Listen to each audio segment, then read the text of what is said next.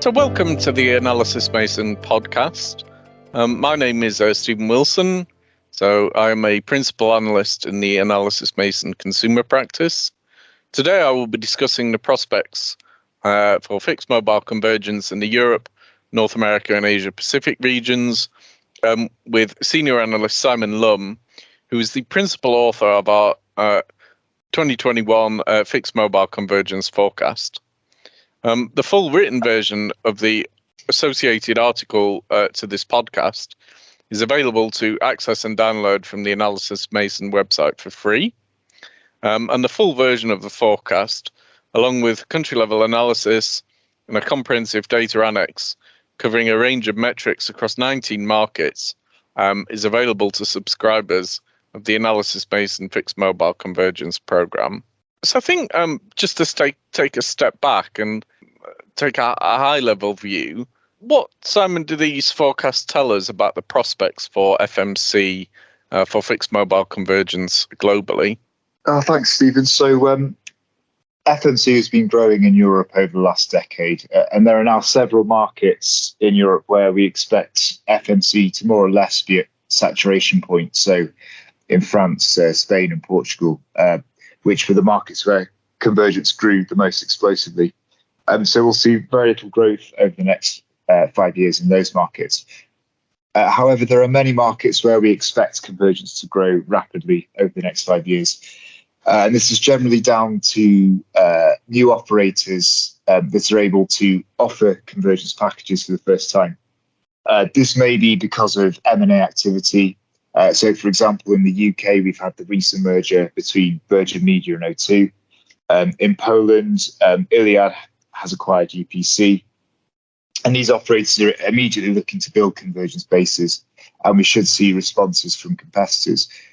In other markets, such as Italy, we're seeing operators like Iliad launching aggressive convergence offers, pivoting on their mobile bases to establish a fixed broadband base basically from scratch.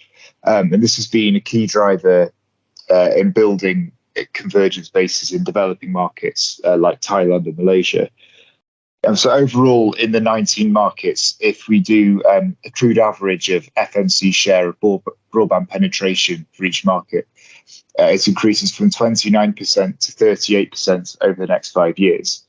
And then if we look at markets where convergence is under 30% of fixed broadband currently, this increases from 15% to 28%. I think one thing that we didn't discuss there is about the US market, obviously a very large and important market. So how do we see FMC evolving in the USA?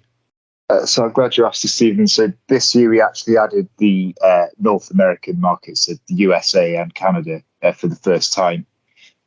So on the USA has historically not seen much convergence because of the lack of infrastructure convergence, basically.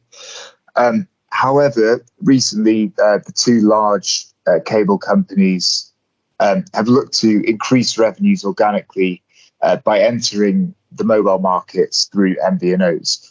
But considering their very large fixed bases and the fact they're going to the mobile market from scratch, so far FMC penetration has been limited. However, increasingly, mobile operators in the market are looking to build a fixed base. So through their fibre footprints in the case of AT&T and using 5G FWA in the case of Verizon and T-Mobile. AT&T and Verizon in particular have already launched discounts for mobile customers taking fixed broadband.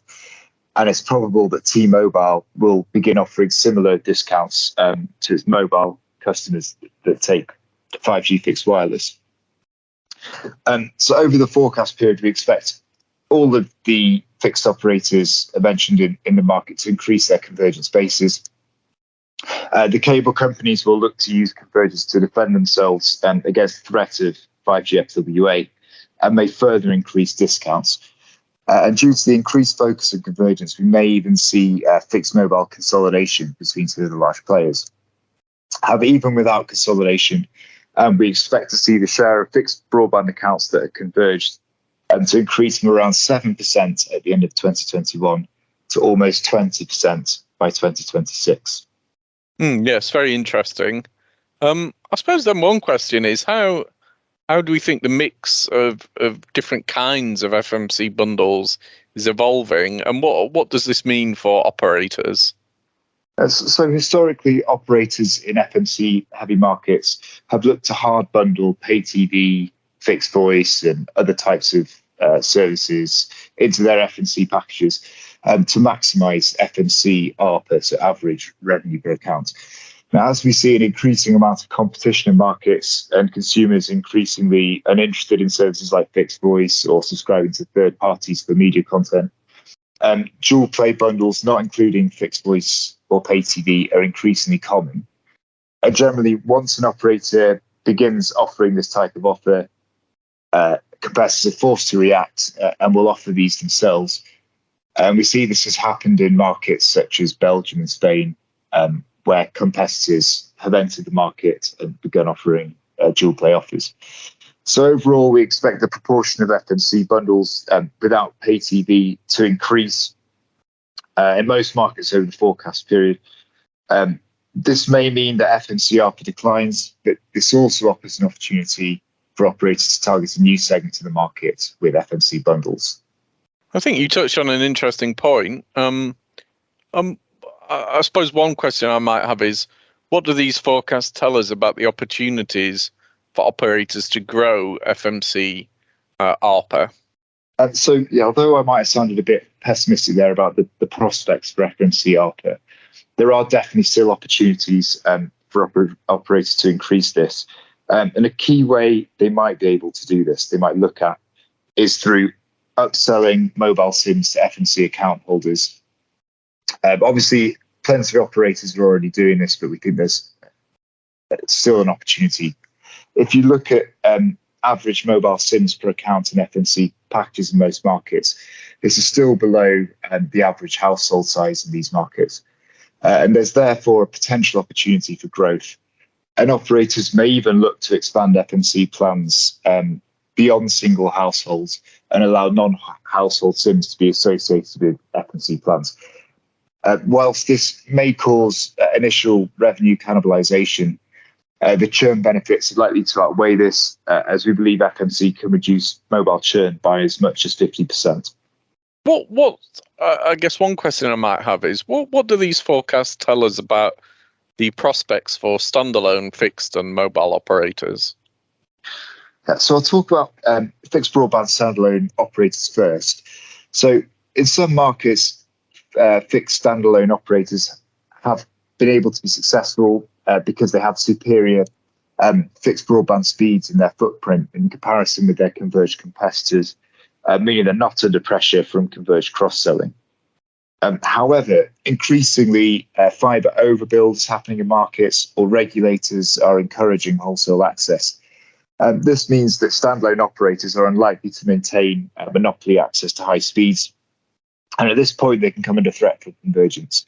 So we're already seeing standalone operators, which have had success over the past few years in markets like Denmark and Norway, look to enter the mobile market because they understand that convergence will eventually be a threat. For mobile standalone operators, the threat from convergence can be even greater, as mobile churn tends to be higher than fixed broadband churn. Converged operators can therefore squeeze standalone mobile operators by reducing the number of customers standalone operators are able to acquire, and also converged operators can steal mobile customers off standalone operators by cross-selling mobile to their broadband base. We therefore expect that standalone mobile operators will struggle to compete in most converged markets. However, if there are no fixed mobile M&A opportunities available for standalone mobile operators, they may be able to launch their own fixed broadband offer using wholesale fibre, which is increasingly widely available, and then they'll be able to offer convergence packages of their own. Yes, very interesting. Okay, well, thank you, Simon. And it's worth saying here that there is more content, much more content on this topic on the Analysys Mason website. To automatically receive future episodes, please subscribe to the Analysys Mason podcast. So thank you for listening.